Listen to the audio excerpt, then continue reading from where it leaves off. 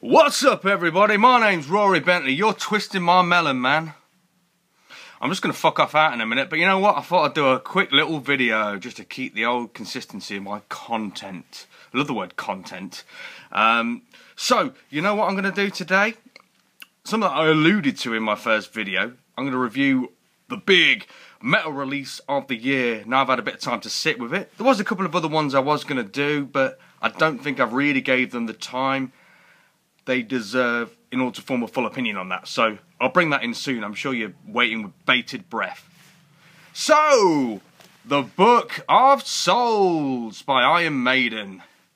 Iron Maiden, obviously, biggest metal band probably in the world. Maybe Metallica, probably rival them in terms of sales or whatever. But arguably the biggest band, metal-wise, in the world.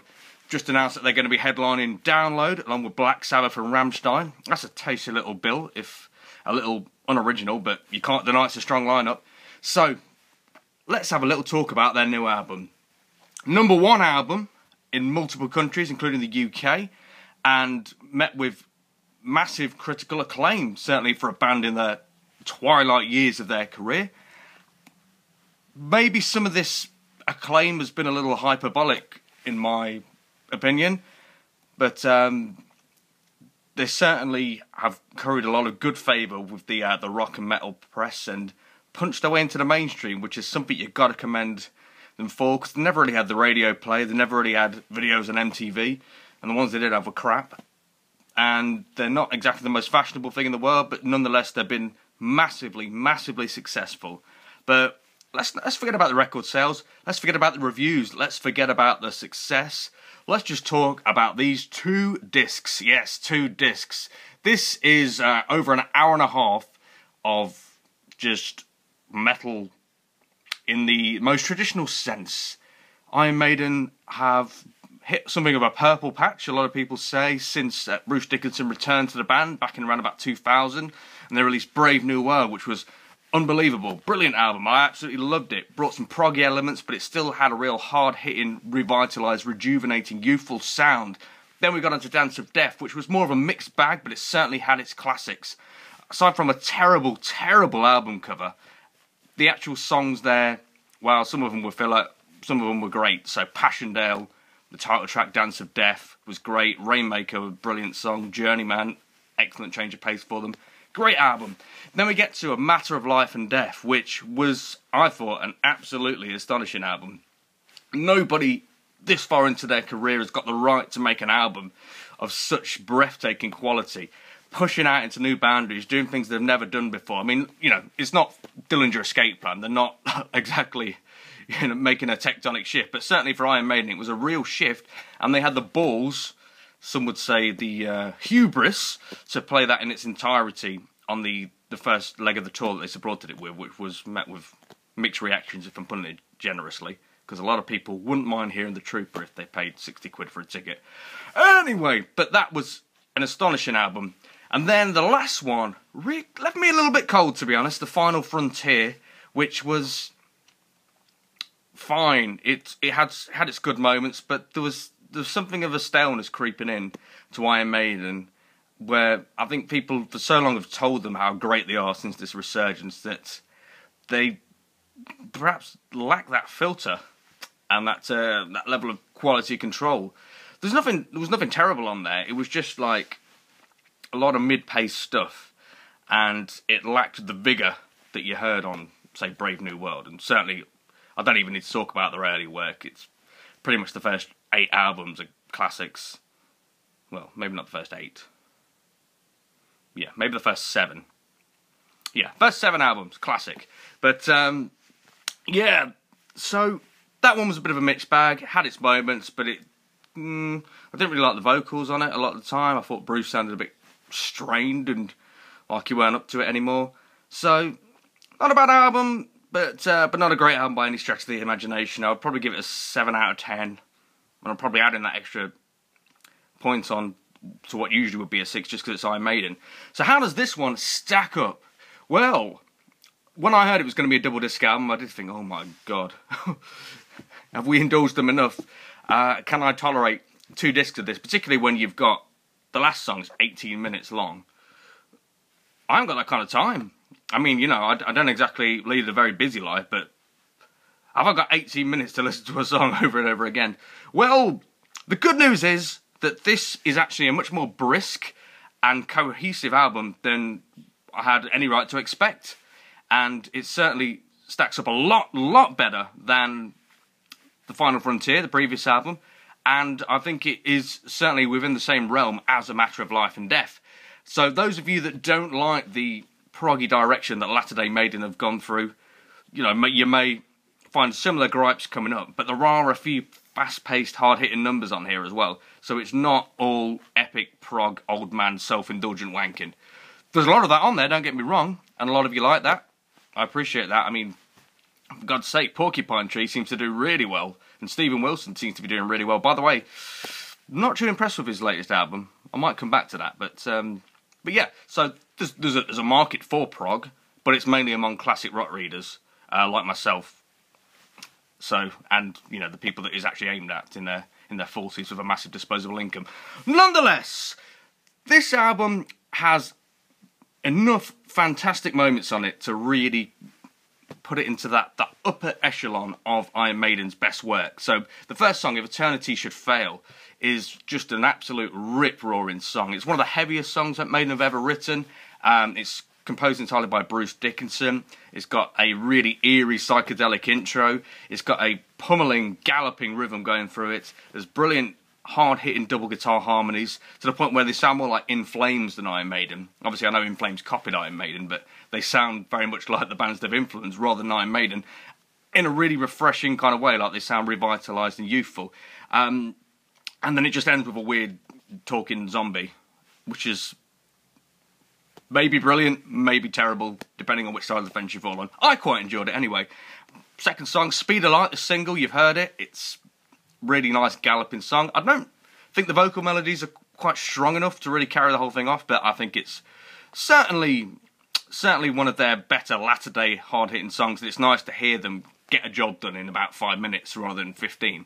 So that's refreshing in itself, but the riffs are galloping. The solos, as they are throughout the album, are of a calibre that I have not expected from Iron Maiden. There's some absolutely astonishing guitar solos on here. Really tasteful, well-structured, proficient soloing, rather than just kind of feeling like they're phoning it in, which you do feel on a lot of the solos. But yeah, great song and brilliant video. Check the video out. It's absolute nostalgic gold, particularly if you're kind of a video game nerd as well as a Iron Maiden fan. The two things often go hand in hand. And then we get to The Great Unknown, which is a nice kind of proggy, mid-paced number, which does just enough to kind of set things off and keep it interesting. And then The Red and the Black, which is my personal favourite on the album. A lot of people are going to talk about The Empire of the Clouds, which is the final song, the 18-minute Bruce Dickinson composed epic about the airship disaster. But I think The Red and the Black, for my money, the only sole Steve Harris composition on here, is the best song on there, and it's one of the best epic songs I think they've ever done. There's some astonishing, beautiful guitar solo, and again, the mid section where it just branches out into the epic orchestrated instrumental bits is one of the most captivating I've heard. It's got a real epic feel. I love the lyrics. Bruce Dickinson really gets put through the paces because it's a bass player, a very rhythmic person writing songs for a singer, and I can imagine it was a nightmare to sing in some of those verses because they're so fast and so high. But the chorus is just an absolute resounding whoa kind of chorus. You know, one of those classic ones where you think you're going to be bellowing onto that at Donington in a couple of months' time. And yeah, brilliant song. One of my absolute favourite Iron Maiden songs all of a sudden. And then we get When the River Runs Deep, which is the best thing I can say about that song is it reminds me of a Smith song off the Meat is Murder album. One of the riffs really sounds like that. It's really weird. But, you know, it's fine. It's a good song. And then it ends with a title track, The Book of Souls, which is a classic Iron Maiden epic. It's got hints of Power Slave. It's got hints of maybe bits of Somewhere in Time. And it's got a very kind of Mayan fantasy, kind of grim, sacrificial theme to it.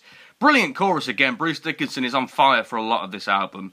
I don't think he's necessarily as in the vocal form as his life as it's been made out sometimes, because there's still a few bits where he's straining a bit, but at the same time, he's still got an absolutely phenomenal range and is really showcased on this particular track. So that's the end of the first disc. And that's enough for most people. But you know what, people? There is a second disc of this. Yeah. Bear with me. So, it starts with Death or Glory, which is a brilliant song. Really upbeat, powerful Iron Maiden song in the vein of Die With Your Boots On. It's very much got a peace of mind feel to it. It's more of a snarling kind of chorus. There's less theatrical "Whoa!" from Bruce Dickinson. It's more kind of nailed in the gritty kind of war side. And, you know, it's got the song, which the line which has become, you know, pretty famous already. Climb like a monkey out of hell. So, I mean, I can't wait to sing along to that one. You know, I can see why people think it's shit, but I think it's great. You know, it's about planes and stuff. It's good stuff, really. Shadow of the Valley is basically Wasted Years, but a lot longer.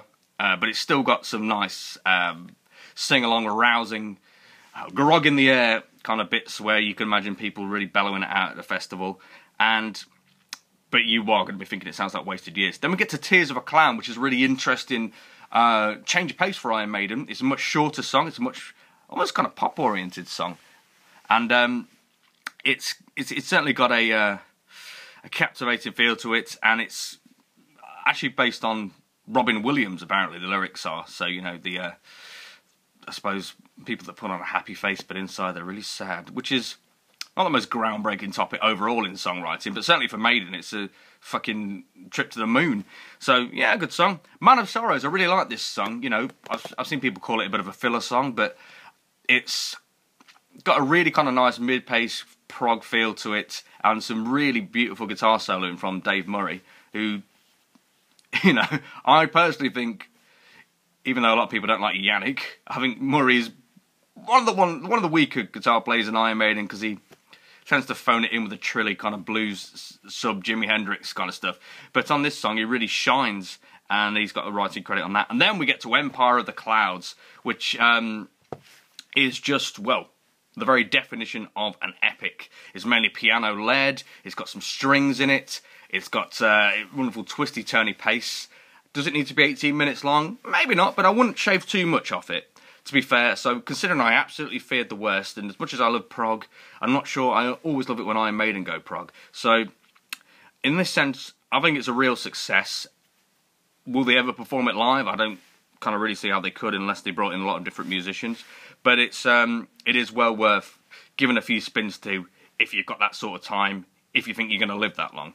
So, yeah, Book of Souls, although I slagged it off and kind of made a bit of a joke out of it in the first video, I think it is a really fantastic addition to the Iron Maiden canon. Maybe not as amazing as it is being made out in the music press, but I would certainly give it an 8.5 out of 10, or a strong 8 out of 10. So it is well worth checking out, and it's far more than we could ever expect of a band this far into their career to be churning out music of this quality. So it's a really, it's a real success story of the year, and heartwarming. So my heart's warm. It's cold outside. So thank you, Iron Maiden, for giving me the heat that this shitty little Jack Wills coat does not provide.